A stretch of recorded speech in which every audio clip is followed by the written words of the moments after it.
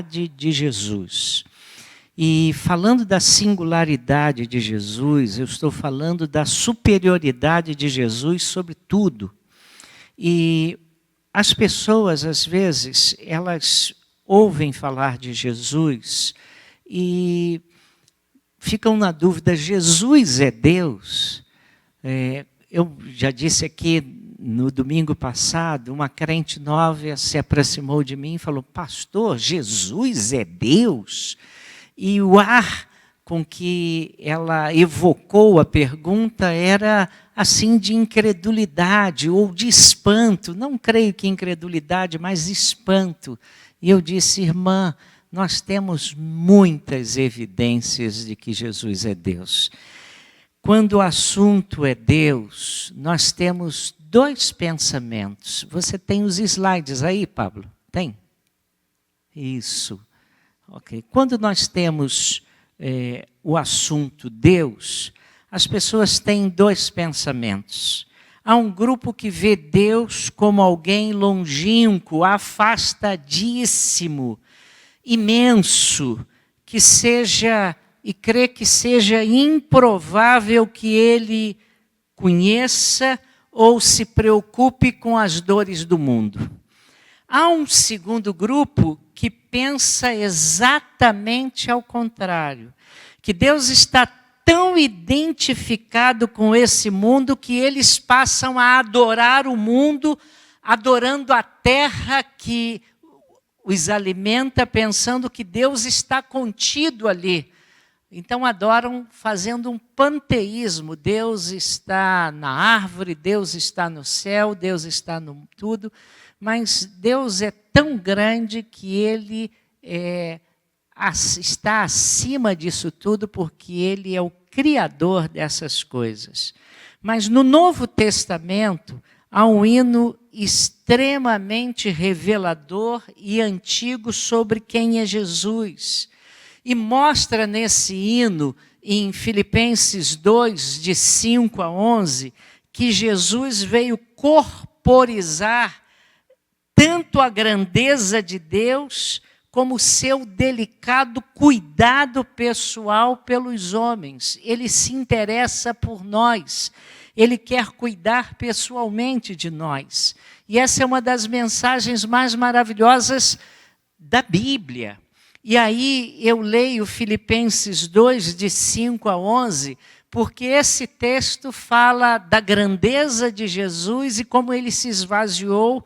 E ele diz assim: de sorte que haja em vós o mesmo sentimento que houve também em Cristo Jesus, que sendo em forma de Deus, não teve por usurpação ser igual a Deus, mas esvaziou-se a si mesmo, tomando a forma de servo, fazendo-se semelhante aos homens, e achado na forma de homem, humilhou-se a si mesmo, sendo obediente até a morte, morte de cruz.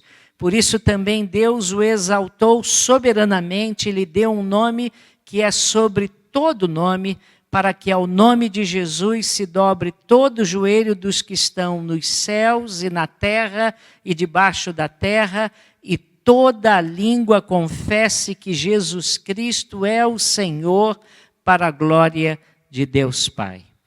Essas palavras que eu acabei de ler, tá? Vocês leram comigo no vídeo. Essas palavras, elas foram compostas apenas 20 anos após a morte de Jesus. E elas falam de algo extraordinário. Então, irmãos, quais são as evidências de que Jesus é Deus? Em primeiro lugar, amigos e discípulos, eles declararam que Jesus partilhou a mesma natureza do Deus onipotente. Foi, aliás, o único em toda a história que, de fato, escolheu nascer neste mundo. Se esvaziou, se tornou homem e escolheu nascer nesse mundo para se identificar e se comunicar com o homem. Humilhou-se, tornando-se como nós. E isso deve ter sido tão atraente para Jesus, como se nós tivéssemos de nos transformar num rato para nos comunicarmos com os ratos, ou com uma lesma, se estivéssemos transformados numa lesma para podermos nos comunicar com as lesmas. Deus indescritivelmente poderoso esvaziou-se para se tornar um ovo fertilizado no ventre de uma adolescente.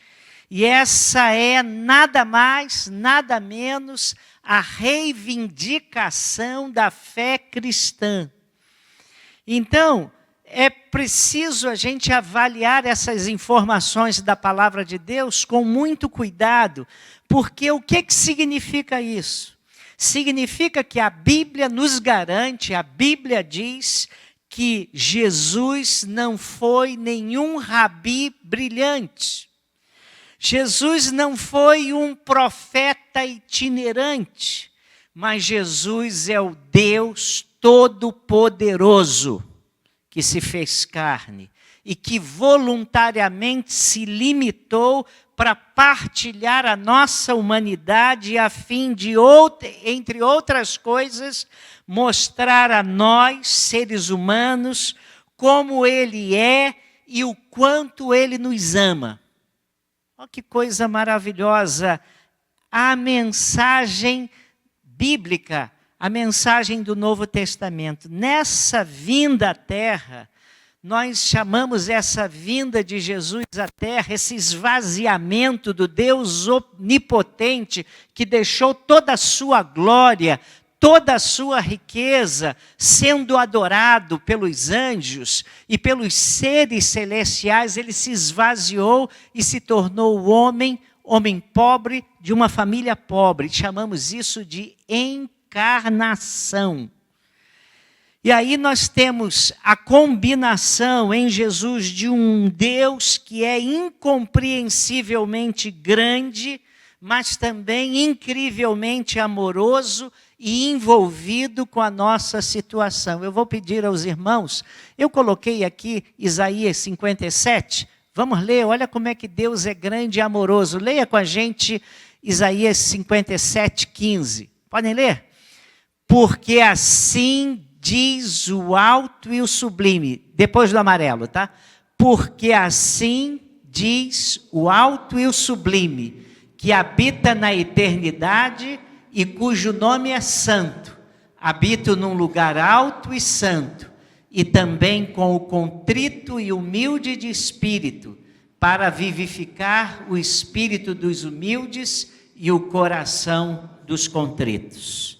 Irmãos, o amor de Jesus é tanto, Deus que se esvaziou, que Ele estava disposto a suportar o escárnio, a oposição e mesmo a morte, a pior, a mais cruel morte, a morte da cruz, para mostrar o seu amor por nós. Aí a gente vê algumas reivindicações feitas por discípulos de Jesus. E aí, olha o que diz João, em João 1, versículo 18. Olha o que João diz. Depois do amarelo, leia comigo. Deus nunca foi visto por alguém. O Filho unigênito que está no seio do Pai, esse o revelou. Deus não é visto, mas Jesus Cristo o revelou. Jesus Cristo veio e revelou, revelando-se Deus, revelou ao mundo quem é Deus. Tá? Em outras palavras, se você deseja saber como Deus é, você tem que olhar profundamente para Jesus. E aí Colossenses 2, versículo 9 diz, vamos lá ler? Porque nele habita corporalmente toda a plenitude da divindade. Você parou para pensar no que está dizendo? Através de Jesus estava ali corporalmente toda a divindade. Tá? Pedro, que foi um dos maiores amigos, um dos discípulos mais íntimos de Jesus, fala do seu poder divino. Ele podia dizer só, olha, eu vou falar do poder de Jesus, mas ele fala do poder divino de Jesus. Aí leiam comigo, aquilo que está é 2 Pedro 1, versículo 3. Vamos ler o que Pedro diz? Visto como o seu divino poder nos deu tudo o que diz respeito à vida e piedade, pelo conhecimento daquele que nos chamou pela sua glória e virtude. Aquele que nos chamou pela sua glória e virtude, o conhecimento dele é nós conhecermos Jesus. E quando conhecemos Jesus, nós conhecemos o seu divino poder. É isso que Pedro está dizendo ali, tá? Judas, que foi meio-irmão de Jesus, e eu gosto de usar essa expressão, meio-irmão de Jesus, porque Judas foi filho de Maria com José. E foi um dos irmãos de Jesus. E possivelmente, né, ele fala de Jesus em Judas, versículos 24 a 25, chama Jesus, era seu irmão, tá? Mas chama Jesus de único Deus, Salvador nosso, por Jesus Cristo nosso Salvador. Vamos ler todos juntos? Vamos lá. Ora, aquele que é poderoso para vos guardar de tropeçar e apresentar-vos irrepreensíveis com alegria perante a sua glória, ao único Deus sábio, Salvador nosso, seja glória e majestade, domínio e poder, agora e para todo sempre. Amém. O escritor aos Hebreus, aí o escritor aos Hebreus, irmãos, ele vai um pouco adiante, porque ele fala de Jesus de uma maneira mais rica ainda. Olha o que o escritor aos Hebreus, que nós não sabemos quem é, né?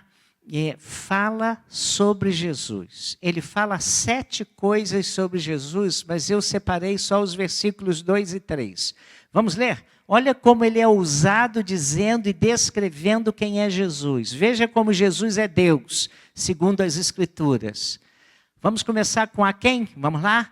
A quem constituiu o herdeiro de tudo, por quem fez também o mundo, o qual, sendo resplendor da sua glória, é a expressa imagem da sua pessoa, sustentando todas as coisas pela palavra do seu poder, havendo feito por si a purificação de nossos pecados, assentou-se à destra da majestade nas alturas. E o que ele está falando, entre tudo o que ele falou, ele está dizendo o seguinte: se Deus se olhasse no espelho, sabe quem ele viria? Se ele se olhasse no espelho, sabe quem Deus viria? O próprio Jesus, tá? Olhando-se no espelho, ele vê Jesus, porque Jesus é a expressa imagem do seu ser, do ser divino. É a expressa imagem do ser divino, tá? E aí nós ouvimos que amigos de Jesus reivindicaram a natureza divina dele. Mas sabe de uma coisa? Jesus também reivindicou ser Deus. Aliás, Jesus não só disse que era Deus, mas Jesus foi morto por ter reivindicado ser Deus. As pessoas dizem que Jesus foi morto porque Jesus pregou o amor. Meus irmãos, ninguém é morto por pregar o amor. Jesus foi morto porque ele disse: eu e o Pai somos um.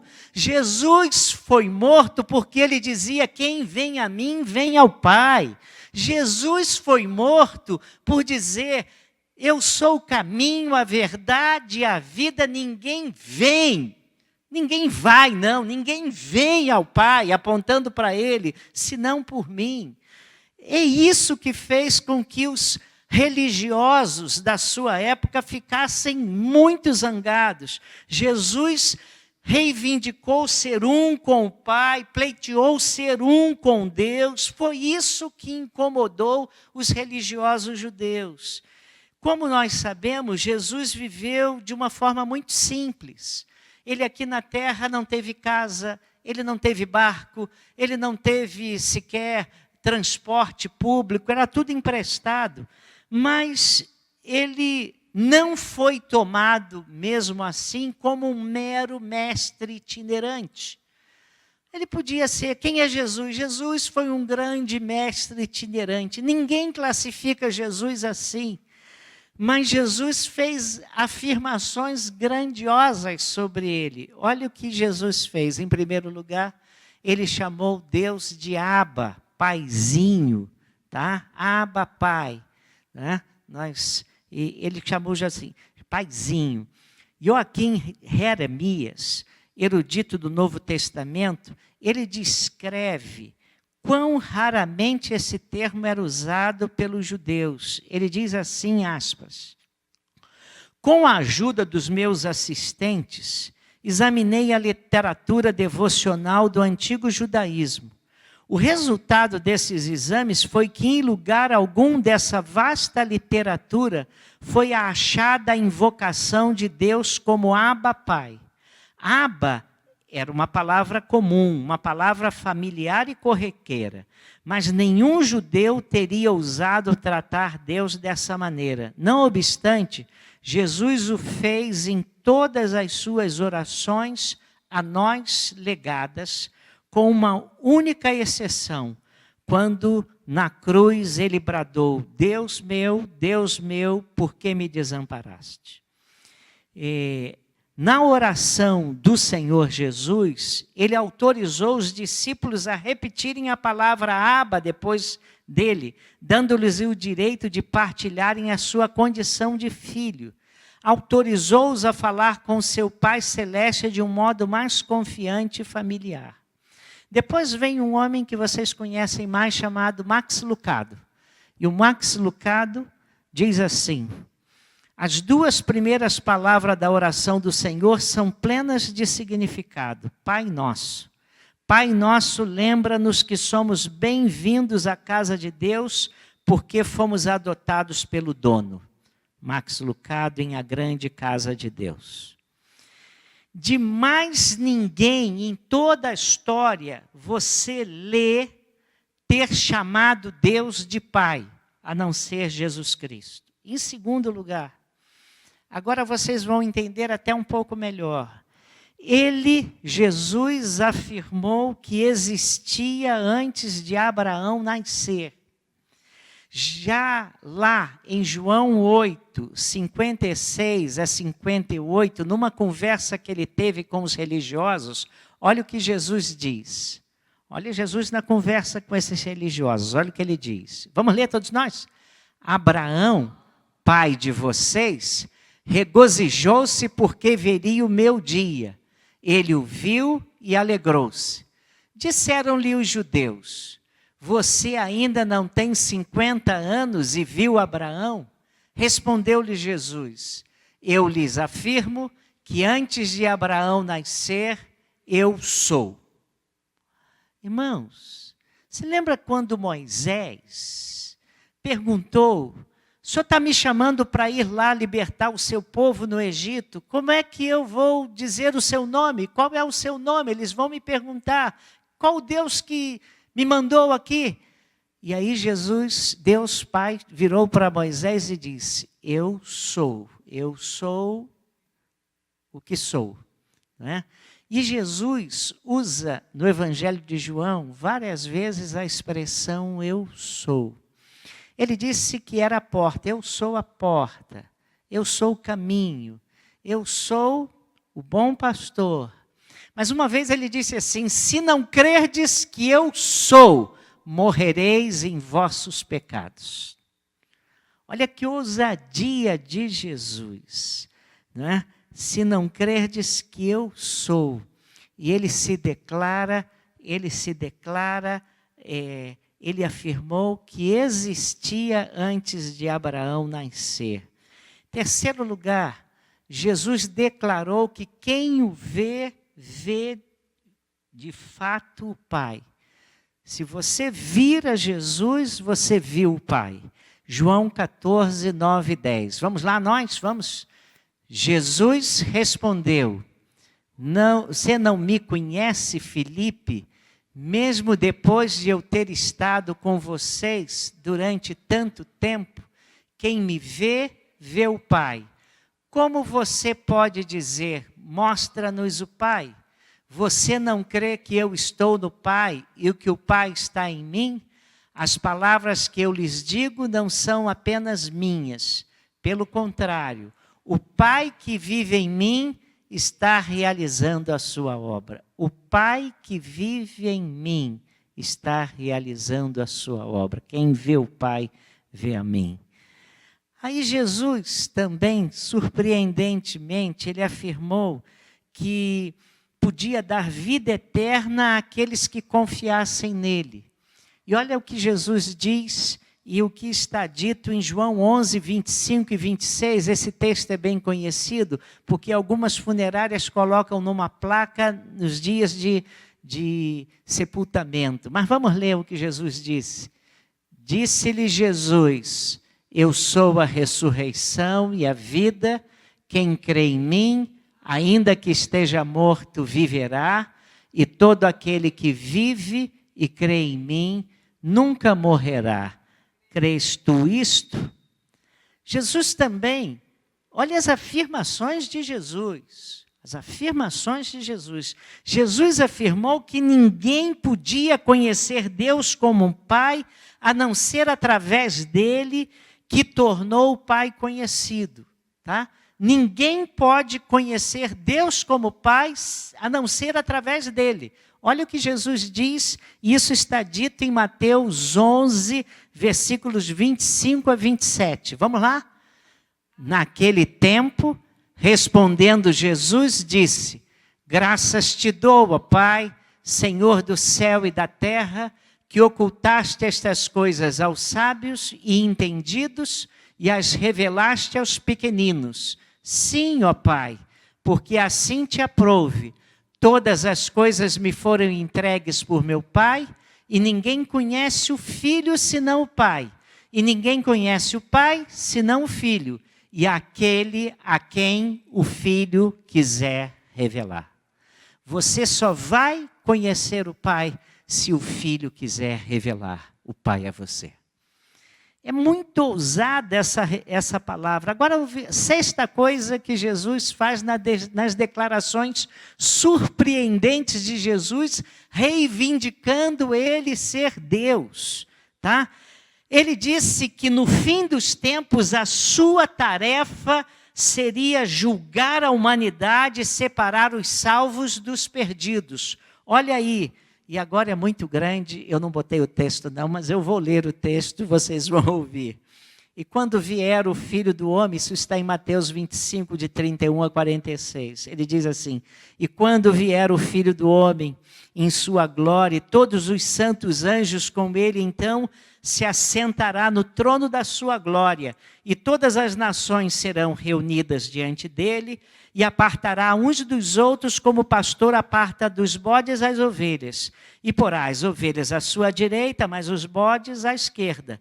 Então dirá o rei aos que estiverem à sua direita: vinde, benditos de meu Pai, possuí por herança o reino que vos está preparado desde a fundação do mundo, porque tive fome e deste-me de comer, tive sede e deste-me de beber, era estrangeiro e hospedaste-me, estava nu e vestiste-me, adoeci e visitaste-me, estive na prisão e foste ver-me. Então os justos lhe responderão dizendo: Senhor, quando te vimos com fome, ou te demos de comer, ou com sede, te demos de beber? E quando te vimos estrangeiro, te hospedamos, ou nu e te vestimos? E quando te vimos enfermo, ou na prisão, e fomos ver-te? E respondendo o rei lhes dirá: em verdade vos digo que quando fizeste a um destes meus pequeninos irmãos, a mim fizestes. Então dirá também aos que estiverem à sua esquerda: apartai-vos de mim, malditos, para o fogo eterno preparado para o diabo e seus anjos. Porque tive fome, não me destes de comer, tive sede, não me destes de beber, sendo estrangeiro, não me recolheste, estando nu, não me vestistes, e enfermo e na prisão, não me visitastes. Então eles também lhe responderão dizendo: Senhor, quando te vimos com fome, ou com sede, ou estrangeiro, ou nu, ou enfermo na prisão, e não te servimos? Então lhes responderá dizendo: em verdade verdade vos digo, que quando um destes pequeninos não o fizestes a mim, e irão estes para o tormento eterno, mas os justos para a vida eterna. Eu queria que vocês pensassem sinceramente nessas declarações que eu acabei de alistar aqui. Pensem no que representam. Poderia uma pessoa, um humano, no seu perfeito juízo, pronunciar isso? A não ser se ele partilhasse a natureza de Deus ou fosse doido?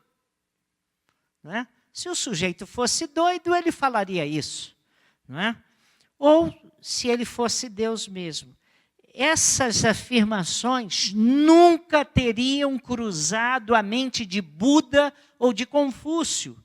Porque, sabe por quê? Porque eles apresentavam sistemas de comportamentos éticos. Mas eles nunca se colocaram como aquele que oferecia comunhão com Deus. Tá?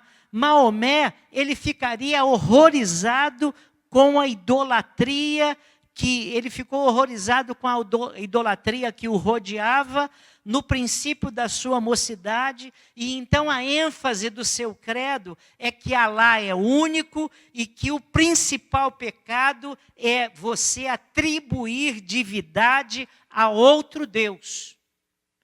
Tá? Maomé jamais teria sonhado em reivindicar e partilhar a natureza de Deus. E se ele ouvisse alguém fazendo essa afirmação, consideraria isso a mais horrível blasfêmia que alguém já pronunciou. E sabe o que mais ele teria feito? Matado essa pessoa como herética. E é o que muitos dos seus seguidores têm feito até hoje.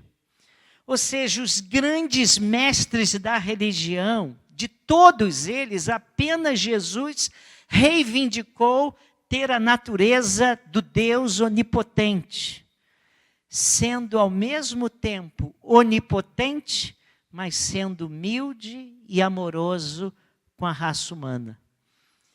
Nada disso tem paralelo com qualquer outra religião no mundo, e é isso que faz Jesus tão especial. Terceiro lugar, como é que as pessoas, porque uma coisa é a pessoa dizer, né? Os amigos disseram que ele tinha natureza divina, ele disse, Jesus, que tinha natureza divina. Agora, como é que as pessoas, e milhões de pessoas ao redor do mundo, em 20 séculos, dizem a mesma coisa, que Jesus é Deus? Como é que Jesus conseguiu convencer que ele é Deus onipotente e ao mesmo tempo um Deus amoroso? Porque uma coisa é você reivindicar a natureza divina e outra é demonstrá-la de modo que centenas de milhões de pessoas nesses 2000 anos de história fiquem convencidos desse fato. E foi exatamente isso que Jesus conseguiu. E nós temos que ter em mente, em primeiro lugar, que nenhum judeu toleraria a sugestão de ter Deus vindo a esta terra, ter vindo a este mundo em pessoa. Porque os judeus eram tão apaixonadamente monoteístas como qualquer muçulmano é hoje. Tá? Os judeus eram monoteístas. O primeiro versículo que um judeu aprende é Deuteronômio 6,4. Ouve, ó Israel, o Senhor Deus é o nosso único Deus. No hebraico é assim: Yahvé, Deus. Yahvé, um. Ponto. É isso que está lá no hebraico. É isso que o judeu aprende, tá? Mas todos os primeiros cristãos eram judeus. E tiveram de vencer esse preconceito e esse ceticismo, se eles quisessem reconhecer Jesus como alguém muito maior do que um ser humano, tá? Mas alguém que trouxe Deus para o nosso meio. E, no entanto, foi essa a afirmação que eles fizeram. Então, como é que a gente sabe que eles ficaram convencidos de que Jesus era Deus, sendo judeus, tendo aprendido monoteísmo? Em primeiro lugar, foram convencidos de que Jesus era Deus pela sua vida. A vida de Jesus Cristo foi sem par, ímpar. Não é? Ninguém lhe podia apontar um único erro. Como nós vimos na semana passada, aliás, através do amor de Jesus, a sua honestidade, a sua coragem, o seu sacrifício, também a sua intensa santidade, tá? Ninguém podia lhe apontar sequer uma falha.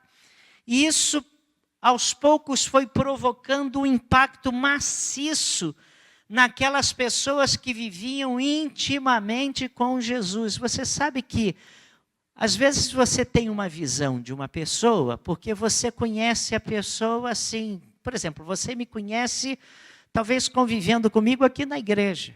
Você sabe quem me conhece bem? Minha esposa. Quer saber como é que eu sou? Minha esposa me conhece meus falhas, meus pontos fracos, conhece tudo, tá? Não dá para eu disfarçar, até quando eu estou calado assim, ela fala assim, o que você está pensando? Já sei do que você está pensando. E quase sempre acerta, irmãos. Né? Então, quando você é íntimo de uma pessoa, você conhece a pessoa por dentro, aí você fala, que homem santo. E aí, se você não quiser falar mal, a pessoa fala assim, você tem que conhecer o santo que eu conheço. Fala para dentro, né? Mas esses que eram íntimos de Jesus, eles foram impactados, embora convivessem com intimidade com Jesus, tá? E aí, eles mesmos ficaram boquiabertos com Jesus. Eles ficaram convencidos de que Jesus era Deus, porque conviveram. E João, no 1 João, diz, nós tocamos, nós estivemos ao lado. 1 João 1, vai lá em 1 João 1 e você vai ver João boquiaberto, disse, eu estive com o Deus que se fez homem, nós conversamos com Ele, nós o tocamos, nós estivemos juntos. A vida de Jesus fez com que Ele convencesse milhões que Ele é Deus. Também ficaram convencidos pelos seus ensinos. É o ensino mais direto, profundo, cheio de autoridade, desafiador e atraente que os ouvidos humanos jamais ouviram. Leia um dos evangelhos e julgue por si próprio. Aquelas parábolas de Jesus, elas eram pequenas, mas ao mesmo tempo poderosas e fascinantes. Os desafios que Jesus colocou diante dos líderes religiosos, e muitos deles se aproximaram de Jesus para que Jesus tropeçasse na palavra. E Jesus sempre saiu daqueles golpes, daqueles gatilhos que eles procuravam colocar para Jesus tropeçar, e saía com respostas extraordinárias, o cuidado de Jesus pelos pobres e necessitados, o encorajamento que Jesus deu aos medrosos, o ensino que ele deu sobre o destino humano, tudo isso fez de Jesus o mestre mais dinâmico e mais exigente que nós conhecemos. Semana passada eu falei para vocês, não surgiu até hoje um mestre que diz assim, Jesus ensinou isso, mas agora eu tenho um ensinamento melhor e maior do que Jesus, atentem para ele. Passados mais de 2000 anos, nós não temos ninguém que tenha ensinado algo melhor do que Jesus ensinou. Compare-se a perspicácia de Jesus com os ensinos extensos e sinuosos do Alcorão. Você tem coisas belas no Alcorão, mas os ensinos são muito extensos e sinuosos. Se você tiver resistência há 5.000 volumes das escrituras budistas chinesas, tá? E vá lá e descubra esses ensinos, que as pessoas não se lembram deles, com os ensinos de Jesus.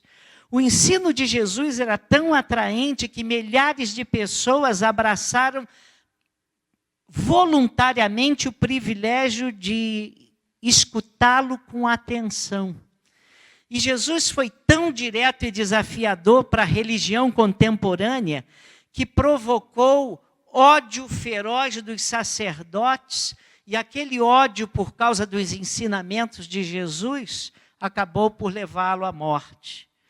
Ele, por exemplo, reivindicou que o ensino seu não era dele, era o ensino do seu pai. Ele só ensinava. Aí você vai ler comigo João 7, 16 a 18. Pode ler comigo? Olha o que é dito. E os judeus maravilharam-se, dizendo: como sabe estas letras, não as tendo aprendido? Jesus lhes respondeu: a minha doutrina não é minha, mas daquele que me enviou. Se alguém quiser fazer a vontade dele, pela mesma doutrina, conhecerá se ela é de Deus ou falo por mim mesmo. Está entendendo? Cada vez que o ouviam, eles chegavam à conclusão que aquele era o ensino que vinha do céu.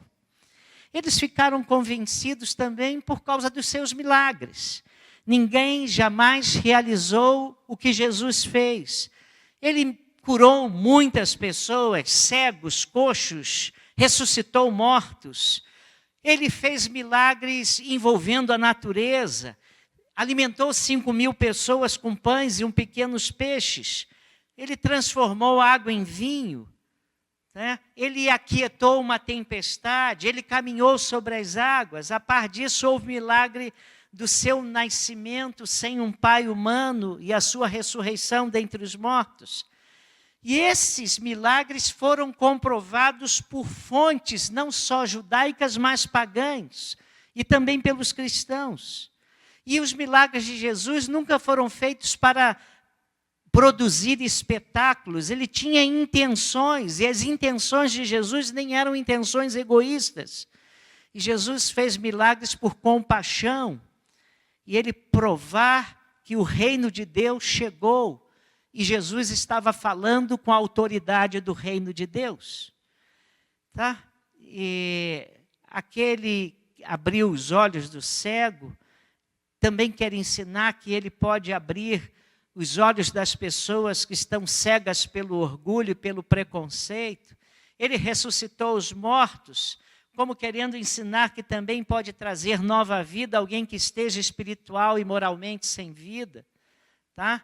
Num dos primeiros milagres narrados por João, porque João tem uma narrativa diferente dos outros evangelhos, e João diz que foi através desse milagre que os discípulos começaram a crer em Jesus. Olha lá.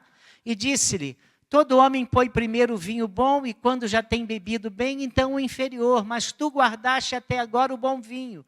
Jesus principiou assim os seus sinais em Caná da Galileia, e manifestou a sua glória, e os seus discípulos creram nele. Os milagres foram um poderoso fator para convencê-los de que Jesus não era um mero homem. E deixa eu caminhar. Eles ficaram convencidos por causa do cumprimento das profecias a respeito de Jesus. O Antigo Testamento está cheio de predições sobre esse dia que chegaria em que o Messias viria à terra.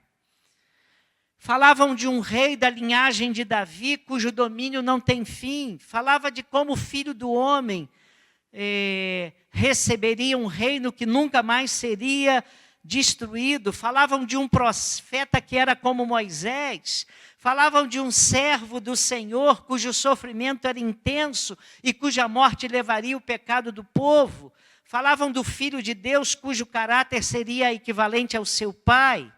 nasceria da linhagem de Davi, numa família humilde e desprezada, o local do nascimento era Belém, iria restaurar Israel, ia ser luz para os gentios, seria rejeitado pelo seu povo, morreria entre malfeitores, seria sepultado num túmulo oferecido pelos ricos, mas esse não seria o seu fim, voltaria à vida. E a sua morte e a sua ressurreição capacitariam homens e mulheres comuns a tornarem-se retos perante Deus, cujo Espírito viria e residiria nas suas vidas. Tudo isso se tornou verdade em Jesus.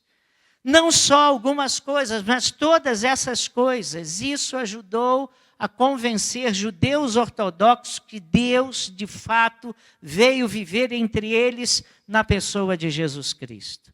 Porque na literatura mundial não há profecias produzidas a centenas assim, tá? E cumpridas numa única pessoa histórica. Ele era o Deus que cumpre as profecias, tá? E as reivindicações de Jesus também o convenceram que ele era Deus, tá? Mas eu vou parar por aqui só lembrando que Tomé duvidou da ressurreição. E ele disse, se eu não vir, se eu não tocar. E é interessante o relato que uma semana depois Jesus aparece a Tomé e diz, toque aqui. E é interessante que a Bíblia não diz que Tomé tocou. A Bíblia diz que Tomé viu e se ajoelhou e fez a seguinte declaração. Aliás, foi a primeira declaração no relato bíblico de um discípulo de Jesus chamando Jesus de Deus. Ele disse assim, ajoelhado, Senhor meu e Deus meu. Declaração de Tomé. Jesus aceita essa adoração. E a Bíblia nos ensina que a adoração só é dada a Deus, né? E aí, irmãos, eu poderia ir um pouco mais, mas vou parar por aqui.